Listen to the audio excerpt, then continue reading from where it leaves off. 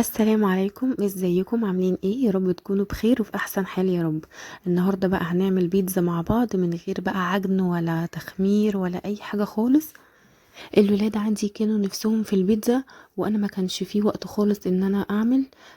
فقلت خلاص بقى هجرب الطريقه دي ويا رب تعجبهم. عجبتهم جدا، وبصراحه انا ما صدقت بقى ان هي عجبتهم عشان ما اعملش البيتزا اللي بتتعجن كل شويه. اعملها على فترات بقى ان شاء الله.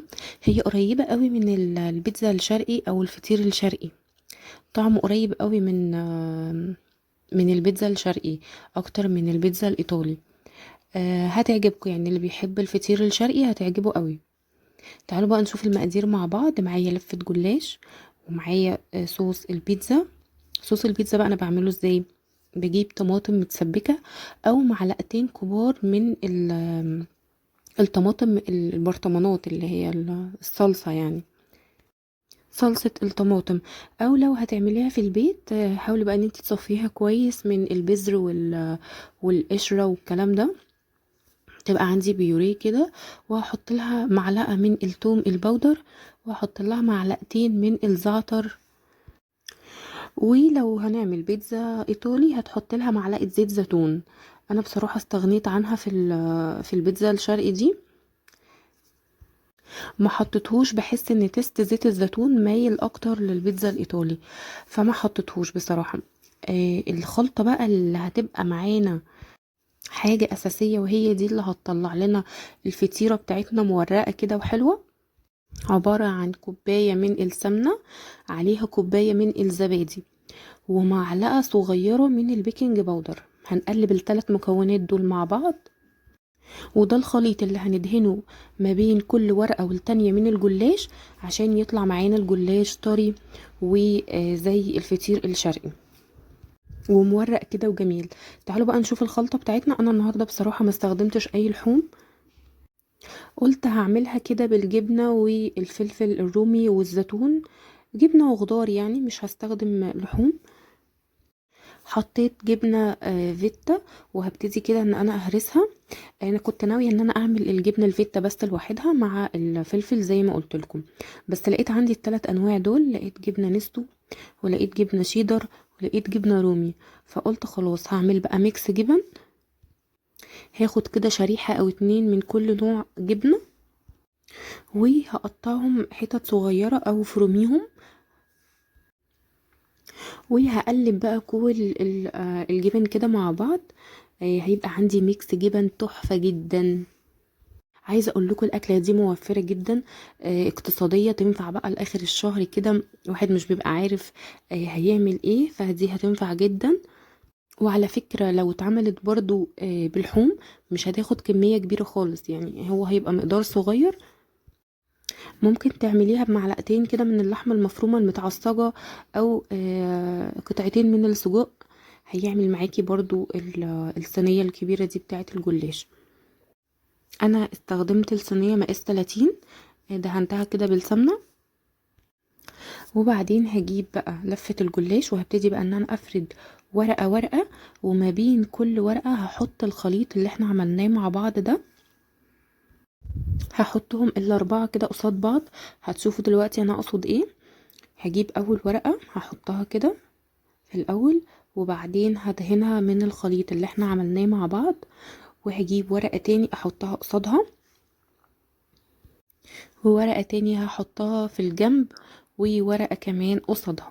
يعني كده اربع ورقات جنب بعض كده او حوالين بعض. المهم ان الصينية عندي تتقفل كلها. هيبقى فيه بقى طرف كده في الاخر هنلفه بقى في الاخر خالص، هنلفهم كده الاربعة مع بعض، ونقفل البيتزا بتاعتنا. ما تحطيش ورقة على ورقة من غير ما تحطي الخليط اللي احنا عملناه ده. لازم الخليط ده يكون ما بين كل ورقة وورقة، اهم حاجة بس عشان يطلع مورق معانا وطري. ده الفرق ما بينه وما بين الجلاش. الجلاش بيطلع كده الورقات بتاعته مقرمشة، انما الخليط ده بيخلي الجلاش ورقه طري ومورق زي ما قلت لكم، وبيتحول بقى لفطير.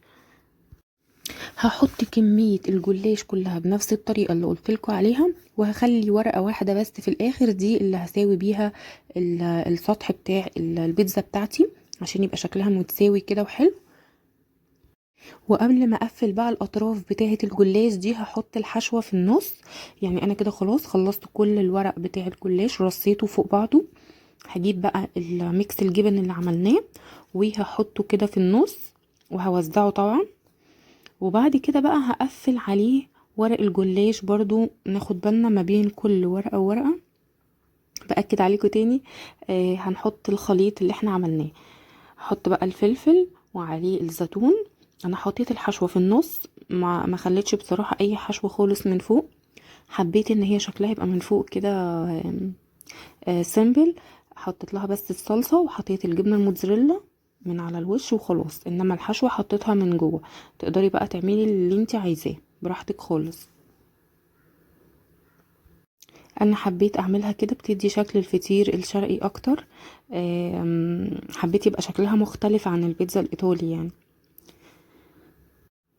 بصوا بلم بقى كل الجناب بتاعه الجلاش، وابتدي بقى اقفلها على بعض كده.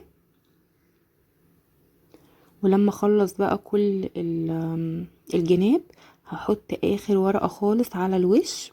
هي دي اللي قلتلكوا خلوها في الاخر، علشان هي دي اللي هنقفل بيها بقى البيتزا كلها، عشان يبقى السطح بتاعها املس. عاوزه اقول لكم ان البيتزا دي بجد ما بتاخدش وقت خالص، يعني تقريبا في 10 دقايق كنت مخلصه الغدا. يعني مش اقتصاديه وبس، لا كمان ما بتاخديش وقت خالص في عمايلها يعني. تنفع غدا او عشاء براحتك اللي انت حباه. طعمها بجد خطير. كمان حجمها مناسب جدا ان فردين ياكلوا فيها، مش فرد واحد. مقاس 30. احنا ما اخترناش الصينيه الصغيره خالص، اخترنا الصينيه الوسط اللي بيبقوا 3 صواني كده في قلب بعض. لو الناس مثلا مش عارفه المقاس بالظبط، بيبقوا 3 صواني كده في قلب بعض. انا اخترت المقاس الوسط. بصوا قفلت بقى الوش زي ما قلت لكم باخر ورقه جلاش معايا. سويت كده السطح حلو، وهديها بقى اخر حاجه كده من الخليط على الوش. وبعد كده بقى هحط الصلصة انا كنت مخلياها للاخر علشان هحطها على الوش. وبعد كده هحط الجبنة الموتزاريلا. الجبنة الموتزاريلا احسن الانواع عشان تديكي مطة كويسة. الاطباء نوعها حلو جدا. يونيفرسال تحفة. الحمد كويسة. انا استخدمت الحمد لان ما لقيتش النوعين التانيين بصراحة. بس الاطباء بجد لا يعلى عليها، يعني لو قدامك الاطباء او الحمد هتختاري الاطباء. لو قدامك اليونيفرسال او الحمد اللي انا جبتها دي، يبقى يونيفرسال طبعا افضل. فما كنتش لاقيه زي ما قلت لكم، فاضطريت بقى ان انا اجيبها. هي مش وحشه، حلوه، بس المطه بتاعه الاطباء ويونيفرسال اعلى منها بكتير. ولكن برضو الحمد افضل من انواع تانية كتير. يعني انا بقول لكم دول افضل 3 انواع. بعد كده بصراحه مفيش جبنه موتزاريلا، او بيبقى فيه بقى اللي هي فئه عاليه قوي، بتبقى غاليه جدا. انما الحمد في متناول الجميع. تعالوا بقى، انا قلت هعمل بطاطس محمرة جنب البيتزا. فهعمل لهم بقى البطاطس الزجزاج دي. بصوا انا وريتكم شكل السكينة اللي بعمل بيها، قلت ادلعهم بقى شوية. فعملتها بجد كان شكلها حلو قوي. هنا بقى البيتزا استوت معايا. هي اخدت في الفرن بالظبط 10 دقايق. هي كل حاجة فيها مستوية، مفيش بس غير ان الجلاش يورق معايا. اخدت 10 دقايق، وبعد كده فتحت الشواية 5 دقايق. يعني ما بتاخدش وقت في السوا خالص. وتراقبيها كده كل فترة وتاخدي بالك علشان ما تاخدش لون بزيادة. والجبنة كده المطة بتاعتها مش هتبقى حلوة معاكي، او مش هتمط اصلا. البطاطس بقى انا اخترت التوابل بتاعتها كنور دي. حلوة وطعمة طعامة بجد حلوة جدا. جربوا التوابل دي لو لسه ما جربتوهاش. توابل كنور للبطاطس المحمرة تحفة جدا. بصوا بقى البيتزا بقى بعد ما خرجت شكلها عامل ازاي، تحفة جدا. وكمان طعمها حلو قوي. هنا انا استنيتها تبرد شويه عشان اعرف اقطعها لكم، بس هي كانت تحفه جدا وهي سخنه. لو عجبك بقى الفيديو ما تنسيش اللايك والشير مع اصحابكم، كمان ما تنسيش الاشتراك في القناه وتفعلي جرس التنبيه عشان يوصلك كل جديد. في رعايه الله.